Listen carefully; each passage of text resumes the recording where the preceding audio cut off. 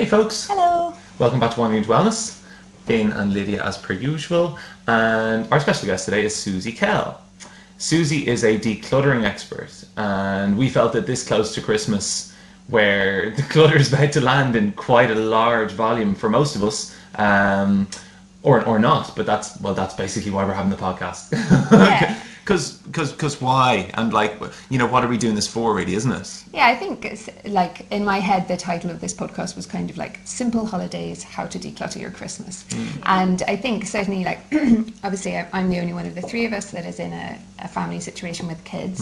But what I hear from my friends who have kids is the overwhelm that starts coming towards Christmas time, and the influx of stuff, and the pressure now with social media to make the perfect Christmas, and the decorations and the tree and the plenty and the traditions and the whole thing can start to get really emotionally overwhelming, and that you can feel like either A, I'm not doing a good enough job, or I'm not making this special enough for my kids, or I need to do more each year, and then it just gets bigger, and then the pressure to make more and do more is really stressful. And it's also because it's financially overwhelming as well. And that's because people are then, because if you're opting out of giving the present things, which I really want to ask you about, how do you do that without making it seem like it's a climb down from purchasing it? Because that pressure to purchase is if I don't do that, am I then not doing the devotional act of here's a gift, and I've gone out and spent some of my hard-earned cash on a thing for you, and I care about you, and that's how I'm showing it.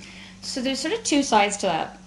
One, there is the gift giving process, and then the other side, which I deal with a lot, is someone gave me this thing, I couldn't possibly give it away. Isn't that being ungrateful or not showing love? And then they're kind of chained to these things. Oh no, but Aunt Mary gave me that. I definitely can't get rid of it.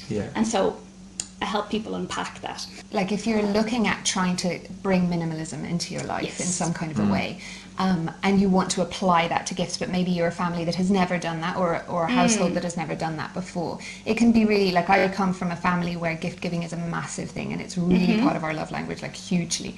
And I grew up in a family where Christmas was big, and there was lots, and there was plenty, and I loved that, and I'm still really attached to that, and I'm kind of in this torn place where I want to move towards less, and I'm really conscious of the environment and all of this kind of stuff, but I'm still really attached to that feeling of the Christmas tree having loads of presents underneath and that thing. And so looking at how would someone begin to start looking at the idea of gift giving around Christmas time, and still allowing yourself to give gifts but letting it be less, retaining the sense of abundance, basically, isn't it? I think it's a bit like anything zero waste or low waste. It's sort of finding a replacement, maybe not going cold turkey, we're not doing gifts, because even I love things, I love precious things. And there's a great quote in the Minimalist documentary where this woman says, we're not materialistic enough in the true sense of the word, where we actually really value things.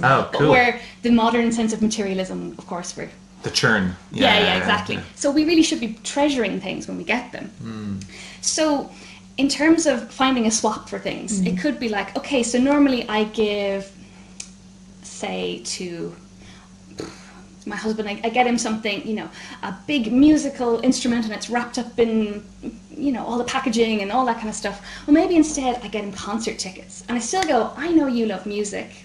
We're going to experience something together, we're going to take a picture, and it'll still be of similar value maybe, but we don't end up having something else, he has quite a lot of guitars and harmonicas and all the rest in our small house. So it's kind of like finding the swap. In our small bedroom and in our small bathroom. Sometimes I go, there's space on the ceiling, just strap it there. And then okay, so once you've got the gift part sorted, even if it is something quality, it's a beautiful handcrafted bowl or something, you, instead of all the small things that are disposable and lesser quality, something beautiful, then think about the wrapping.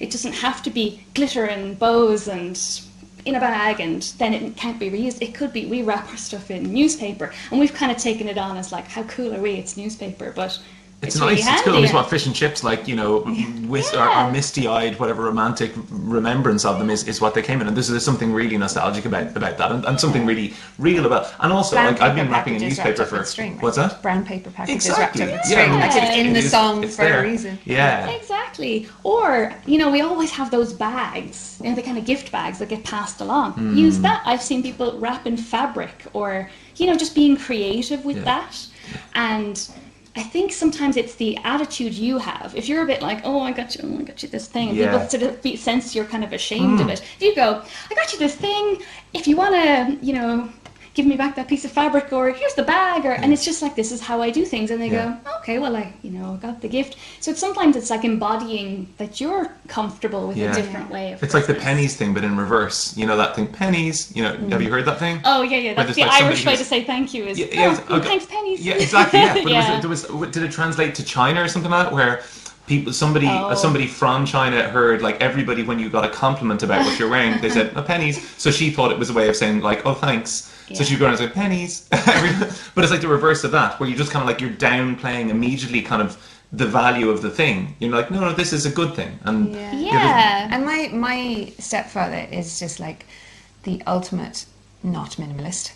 Like, he keeps everything, but actually it's done in a way that's in fact useful in those situations. Like, when he unwraps presents, he very carefully unwraps the wrapping, and then he folds it all up into a little square, and he keeps the ribbon, and we have a wrapping drawer and a ribbon drawer.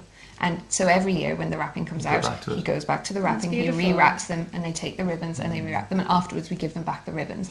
And so then if wrapping is something that you really care about, that's something you like to be really beautiful, then you can still do that, but you can do it in a way where it isn't wasteful and just endlessly buying stuff. Maybe just throw out the bad wrapping papers and keep the goodies for now. The other thing is, I suppose, communicating about what's important to you and letting people know that you value them, and that you can show that you love them, and they can show you they love you without necessarily an abundance of gifts. Now, it's been a few years now as I've been doing this. One way that manifests, say, with my in-laws, is they say, what would you like? And I'll suggest something. So this year I said, I'd love some stuff for the shower and the bath, and something. So I think, okay, something consumable, or food or something like that. Or something I really want. Like, one year I got a handheld Hoover for the car, and I was like, that's actually what would be most practical. And it lets them off the hook. They get to go, I get to buy something for Susie and feel like I've given her something. But it's not going to be like 1 year I think I got 2 vegan Christmas baking books that were the same, and I was like, that's so lovely, but so sometimes, like, letting people know exactly what they could get you means that it's not going to be wasteful for you, and vice versa. And just having that open conversation about, like, I don't need a lot, this would be lovely. Sometimes saying I don't want anything, people go, I don't know how to participate in this interaction. So how did you start that conversation personally in your own kind of family group? Like, do you remember who did it? And, like, was it? Goodness! Like, so I suppose it happens in different forms, and it usually is in with so in my husband's family and my family is where that would manifest the most. Sometimes it's like you're making Christmas plans, and you go, by the way, we've been thinking we actually wouldn't mind, we don't need that much this year, so I have a wish list if you want to get me something. But, like, it's sort of like you find out, by the way, it's sort of, you don't kind of go, we are going to sit down and have a conversation about, or it's in the opportunity when they send a text about arrangements, or what should I, so my mother-in-law likes to say, what should I get your husband? And I say, he just wants, and the opportunity sort of tends to present itself. And I think if you're kind of casual about it, and you're very much leaning into thank you so much, but I don't need. I think that I heard a really nice thing about that people were doing within their families, where they would have a gift list, and they would have it on their phone, and through the year you would add to the list, but it's you adding to your own list about things that you would want. And it's kind of like that idea of the opposite of the impulse buy, where if you have to add it to the list and it has to stay on the list for a period of time, when it comes up to the time of the birthday or the Christmas or whatever it is, you re-look at that and go, was that something that I just wanted for that 1 month? Especially around kids, because kids go through phases of stuff. I'm really into Paw Patrol, or I'm really into this and I want this. And then they kind of have charge of their own list of editing that and going, is this like a really forever thing? Do I want to keep this on my list in terms of giving it out to grandparents? Or was that just something that I'm really glad that I can just remove that from my list. And I think it's you can actually make that kind of fun as well. Really You're like, what's fun. in your top 5? Kind of think, well, if I put this one, I have to take Snakes and Ladders out. I'm like, I'm not sure. Mr. Potato Head is great, but Snakes and Ladders, I don't know. And so you can kind of turn it into like, okay, well, those are the 5 that made the list at the end, and just learning that editing, because I mean, really, from what I understand around the decluttering, it's about editing the stuff that really has value and doesn't. And I think another nice way you could do is like let people know. You were talking about Kris Kringle. I think there's a number of ways. I think Kringle is the original. There was a lot of Googling of this in our Secret work. Santa. Okay, Secret Santa. great. Fine, Secret Santa. So you were talking about Secret Santa, and being able to put a monetary value on it that everyone's really open with, sort of demystifies that thing of going like, especially if you had a bunch of kids, of going like, each kid I'm spending 50 quid on or whatever, and then they can look at their list and they can really kind of go, well, I can either get, I think sometimes we get stuck in this idea of like equal has to be, fair means equal, which isn't actually necessarily the case. One kid might say, I want this one thing that's 50 quid. And another kid might go, actually, I prefer 3 or 4 small things that adds up to that 50 quid, and that they understand that value, and that we understand that value too, because then you could start to group together and go, well, we've got 50 quid, but if we put our 50 quid together, we can go, okay, 100 quid, maybe we'll go get an experience or whatever. Together, whatever. And that way of editing, where money can be really uncomfortable around it, can actually just make it a lot clearer, because you're just being straight away up front with the idea and going, okay, this is what we have to spend, let's do it in a way that makes most sense for us. And the other beautiful thing about Secret Santa is you don't have to go looking for, so I'm in one of my groups, there's 7 of us. I don't have to go looking for 6 presents of small value, but that are still good enough to be a present. And you can do all the mental games and it's one big gift. And we tend to give a suggestion. So I want an oil diffuser this year. So I've said, that'd be lovely, Secret Santa. And so that one person goes, oh cool, they can either get it online or they can just go get it. And then they're just done with their Christmas shopping for that family. And so there's a part of just, you're almost like opting out of the crazy rush in town, even just being and looking and making decisions, because as with getting rid of things, buying things, there's decision fatigue, and I really want people to feel valued, and I'll get knots in my stomach going, I just want this to be perfect. And as we said before, it's not everyone's love language. Sometimes it's like, I'm getting you a gift arbitrarily because it's what we do. And someone might go, okay. not that bothered by it. But I've gone to great lengths to impress them or to prove to them that I love them. Then when you say it out loud, you go, goodness, there's something really not quite right with that. That's how I'm going to convey this. So, and I think we can get attached also even just to the tradition. So obviously traditions is something we want to talk about. There's a lot of traditions around Christmas that we could declutter, but the tradition of gift giving can feel like an onus. Like for me, it isn't. I love giving gifts. I'm really comfortable participating in it. But for lots of people, it can. And some people I know, like we have a lot of friends who are all really crafty, and they love to make things, and they're really good at it, and they make beautiful things that they put so much intention in. And I am not at all crafty. I would love to be crafty, but I'm just not skilled at it at all. Commander, not true. Okay, I made a commander. Great. So then when it comes to gifts, like we might go, let's all do something, or they might suggest, let's do something that we make. And I'm like, okay, that's nice, but you're all going to get lovely gifts from me and to each other. And I'm just going to, it's going to be so stressful for me to do that. So also being able to say either, yes, I would love your homemade gift, but I won't be doing that. Or going, okay, so I'm going to, sometimes people pop round and they've bought you a present, and then you have this panic of like, oh God, I've now got to go out and buy the present in return. The but reciprocal instead, thing, like waiting and going, maybe there's a time that I see their family needs something in 3 months, and at that point I'm going to give them freezer meals. Or, maybe I can see they're really stressed, and I'm going to go, hey, you can come to my yoga workshop for free at that time, but not feeling that it has to be an immediate reciprocity there. And that kind of, that also declutters, because it's not like, well, I have to think about that gift being only at Christmas. It can be like, I'm sitting in the attitude of gratitude and going, I am really grateful. Sitting in the attitude of gratitude, I like that. That's really good. Unintentional. And you can parcel that up. Like, I know you're not crafty. I am a bit crafty. I do origami and all sorts. But like, you can make a pretty little voucher or find one online and, like dicky it up and put it in an envelope, and it's just a bit of paper. But it's like, I put a little, something into this thing. I owe you this in the future that you can redeem and when so it's useful. I'll land you with the fantastic quote from Marie Kondo, where she says, "The purpose of a gift is to be received." So in a similar way, when you do the tradition, the purpose of it is not like the material thing, it's that you've spent time together. That the gift giving is I value the action of that. And once you've received it and gone, thank you so much, even if you think it's really ugly, it doesn't matter. It's done. Yeah. And so I spend a lot of time with people saying, like, would you expect anyone else to keep every gift you gave them for 50 years? Yeah.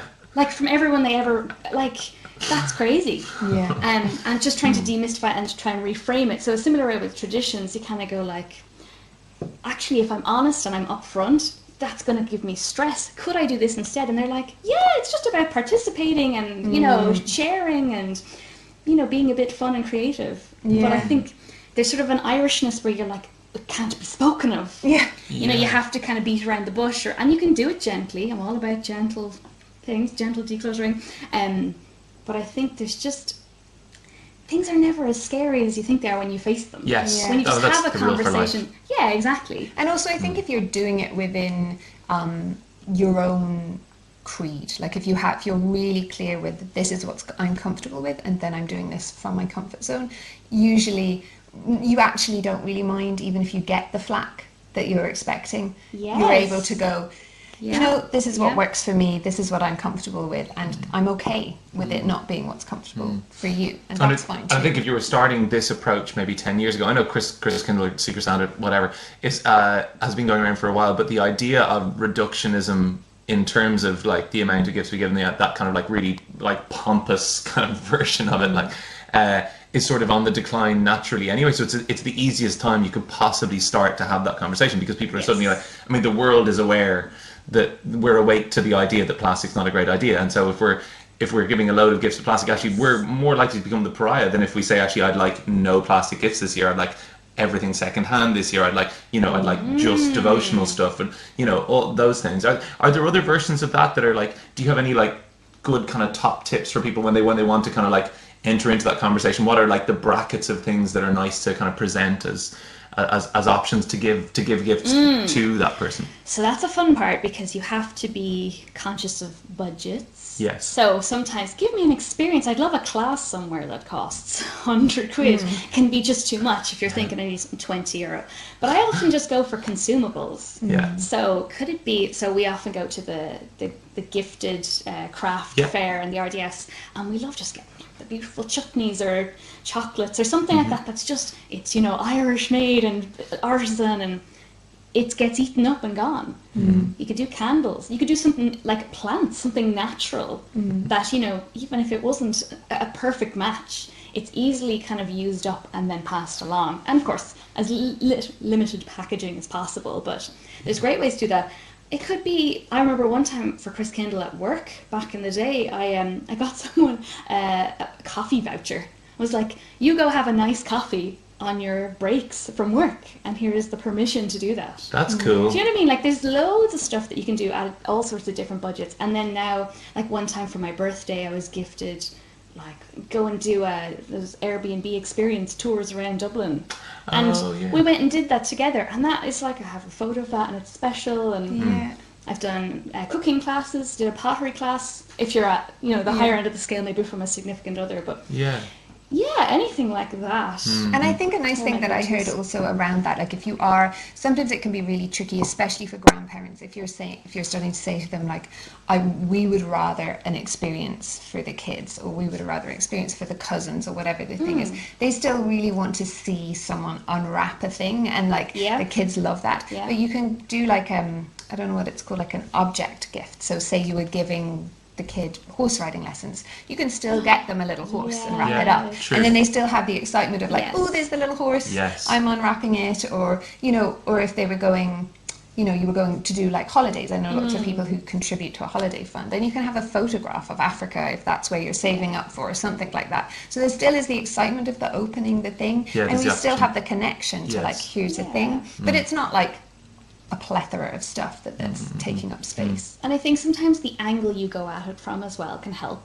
So, deep down you're like, I don't want to destroy the environment. It's not maybe, you know, unless they're on that plane too, and then they'll get that. But you can kind of go, do you know what? We just have so much in the house. We're kind of, you know, a bit stressed out. It would help us to do that. Yeah. There's a way to kind of like go about the conversation. I think that is, it's almost like, what would they understand? Would they understand stress? Would they understand space? Would they understand, you know what, we just want the kids to have an appreciation for, you know, it's kind of finding your angle. That's and you get the desired result, but you maintain, nobody's been, it's hard, no one's feelings have been hurt. There's a great story. There's a book called The 100 Things Challenge. And way back when I think it was 8 years ago when I started on my minimalism journey, I read this thing, and he tried to live with 100 things for a year. Now, one of his 100 things was his book collection, but we'll let that slide. But he said, so he had this conversation. He literally realized, I have 2 t-shirts and whatever, you know, like he counted everything.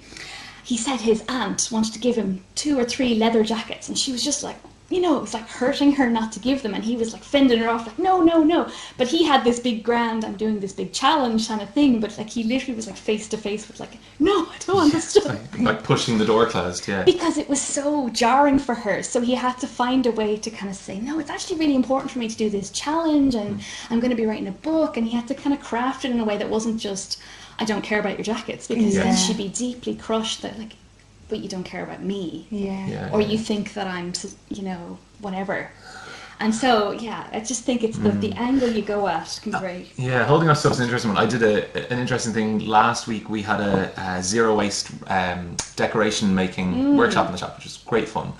And one of the things I brought along was one of my dad's shirts. I'd sort of been hanging on to it. Like, my dad passed away in 2008, and I was like, it's sort of there in the wardrobe. It doesn't fit me. It you know, in his style, it was just big baggy shirt thing. You know, never worn it. I don't think ever. But it was sort of like a piece of him, and I was like, God, I just, you know, throwing it out, like refusing the jackets, felt really cold, like really cold. But instead, I gave Dad's shirt a new life, and I donated to the workshop, so and now it's made somebody's wreath that's hanging in their home. And sort of like, there's versions of those things, aren't there? There's ways of kind of moving those conversations in different directions. You're not like, it doesn't become like no to this, but maybe somebody else would be served by that jacket better, or there's ways to kind of like move it sideways, isn't it? Like, and I find that different phrases sort of help people. So, one client, her kids were having a tough time getting rid of things, and so they would do the Marie Kondo, like, we say thank you and we let it go. So it's like giving it the respect and saying thank you for your service, and off you go. Someone else, it's like, it's come to the end, you know, it's not useful to you anymore, it's come to the end of its life, and someone else can take it on its next bit. And it's almost like framing it rather than, I'm chucking it, I'm getting rid of it. It's like, because, you know, actually a lot of people I work with, they're not kind of like the shopaholics, you know, and their things mean nothing. It's almost like their things mean so much to them that they're stuck in that. And I think, having those phrases in your head when you're, say, maybe you're the other side of Christmas, and you're kind of thinking, okay, I don't know, I haven't got shelf space for this, or I don't know what to do, how do I make decisions? You kind of have to sort of think about the life cycle of an article, of like an item. I had one person, and they didn't know, they had a piece of clothing and it had some bleach stains on it. She was kind of like, I don't know what to do with this. And I was like, well, an item of clothing, you get it, and you got it nice to wear out. You go out for coffee with someone, and then it becomes at home, and then it becomes, I wear it to do jobs, and it becomes rags, and then it's done. And where do you fall on that spectrum? And she kind of went, okay, I understand now. And it's almost like, once you've reframed the situation, it's not, I'm getting rid of something, I can't believe I did that. Because people are just they're so tough on themselves, because they don't want to be wasteful, they don't want to be disrespectful, they want to be good people. If you can, like, but then their houses are full of things and they're suffocated by them. So it's like finding that compromise where you're like, you know, I'm sort of saying, I know that you care about people, you care about the environment, and you want to be good, and I see that in you. And it's okay to live with less stuff and have that compromise, and to really focus on not letting more stuff come into your life. Because if you thought about the difference between decluttering now versus getting rid of stuff, versus not letting things come into your life for the next 40 years, like, it's just so much more powerful to focus on that positive side than, well, I guess I just have to live with all this stuff until it's done, but it causes real stress. So I try to help people reframe whether it's traditions or objects or... I think it's like endings, isn't it? We find it really hard to think of it as like, this is forever. We're not good with goodbye. Gone. We're really not good with goodbye. Whereas when you're making it part of a cycle, like in anything that you reapply to your life, it feels like, okay, well, I can put that there and it's continuing on into that cycle. And I think like post-Christmas, I mean, there's a lot of stuff around like St. Nicholas and with the origin story around that and gift giving and passing stuff on. And I think, you know, there's lots of nice ways that you can think about like passing stuff on to shelters or back into, you know, even if you had kids, like putting it back into like a free cycle thing. So then your kids can go, this is going to Sarah's kid who really loves that. I feel like you don't play with that so much anymore, but Sarah's kid really wants to. And then people can put photos of those stuff back up in their free cycle things, and your kids can see those photos, so they're like, well, it's not gone, it's just someone else is using that. And I think as adults we can kind of have a version of that. If we're going, I'm not getting rid of Aunt Sarah's jar that's been in my cupboard for a million years and has never come out. I'm going, someone else would actually really love that, and I'm creating space for them to have that and you'd be ownership. Really surprised. You feel so happy about it then. And you'd be really surprised at the amount of people that want the stuff. I brought 3 shelving units down to the, which one, the Mrs. Quinn's charity shop, was it, or the Art Cancer Society? I can't remember. One of them in Harold's Cross recently, and I dropped them in the door, and I wanted to come back to do something else, to give them a card for something, I can't remember what it was. And so, like, I mean, 5 minutes after I'd left the shop, I was back in. The guy was already on the phone to somebody who's like, you were looking for bookshelves last week, and I had 3 units in here, and like they were going to move so fast. Fantastic. And it's great because you feel like that's the circular economy. That's what we're all like aiming at, right? Then, like where there isn't a version of rubbish. I can give a few points on that actually. So I think it's always better if you can give it to a free cycle or sell it or give it directly to someone. Like donating is great, but there is a portion of that does go to landfill or does get sent to Africa, and that causes problems and things. So if you have the option, now you can't do it with everything. If you have a higher value item and you know it could go to someone, or often people say, you know, my friend would love that. If you know its final destination, that's even better. So donating is great. Interesting. One app that's wonderful that is called Olio. Have you come across it? No. So it's a food waste prevention app. So people take pictures of, I'm going on holidays and I've got, you know, this in my fridge. Tins of this. I've got, you know, unopened food, and you post food, but also non-food items. So cleaning sprays or whatever. And you get little notifications going, bing, near you in Ranelagh, someone is giving away 2 bags of apples or whatever, and you can go pick it up. Oh, that's cool. Yeah, so that's working in Ireland right now. It's working in Ireland right now. And I get pinged constantly, and it tells you how many kilometres away that is. Oh, and then you amazing. open up into a dialogue with that person to sort of say, when will I show up? And if you want to meet somewhere neutral, you can do that. And so that's called Olio. Oh, amazing. How do you spell that? Olio. Okay. Great. Yeah, Nice. brilliant. I will have that tomorrow morning. It's really good. And so that's a way that you can literally directly connect with another human and give them the thing. And it's for perishables. Something like free cycle, obviously shelves and toys, you know, a little easier, but when it's imminent that things need to go to be used up, That's so great. nice. Yeah, it's good. So can we go back to decorations? Because what I hear a lot of is, we feel like Christmas, like we said, is about abundance, and the idea is of the house with wreaths and garlands and little Santas, and then there's the tree, and then there's the Christmas cards and the whole thing.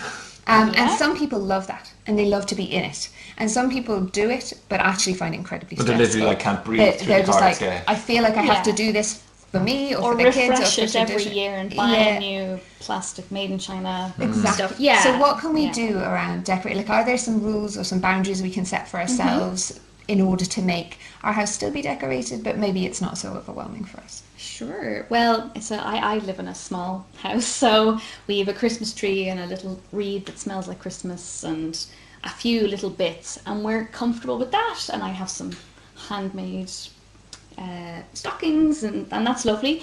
That works because you walk into my house and you see lights and you're grand. I think it is just being like, it's a bit like when I got married. It was a very large church, and I said, you know what, I want to have a few visually impacting things rather than loads of tiny things that are going to be used for one day. So I made a giant frame with a big heart, and we stood in front of this 8-foot tall heart made of coffee filters. Oh wow! Made of coffee filters. Cool. Yeah, I'll try and send you a photo. Do. So that was quite visually impacting, and then we had a few like paper rosettes around.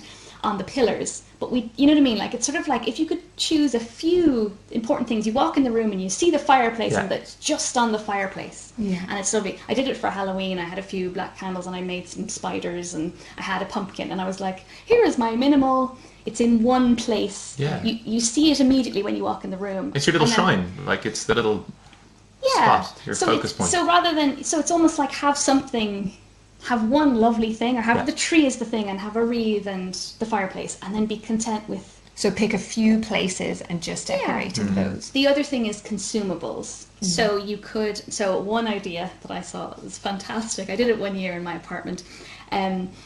Is chocolate. What do you call them? Baubles.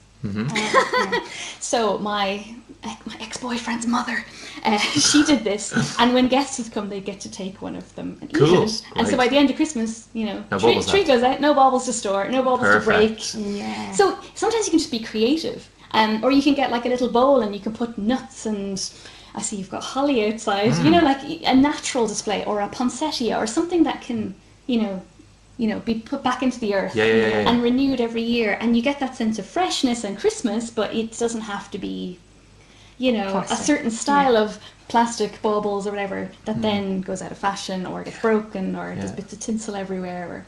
So it's like natural, consumable, and simple. They're really good tips, I think. Yeah, nice. And you can do that, you can make them yourselves. It's also like decluttering your budget, right? Because you can go and collect sticks from the wood, and you're going on a nature walk, but then you can make them into a star, and then wrap fairy lights around them, or you know, like I was saying, pomandas, or those kinds of things that you already have the things, and they look festive, but it's not like then you have, because it's not just the time when they're up as well, it's like knowing that in your attic there's 3 boxes of stuff and going, that's just more weight of that thing. And then the last one is one, do you know Gretchen Rubin? So she talks about, well, she sort of says store things at the store, but also like, you know, things don't have to be in your house. They can be in the environment. And also Miss Minimalist talks about that as well. So she's like, she doesn't have a garden, but she can go to a public park and enjoy a garden.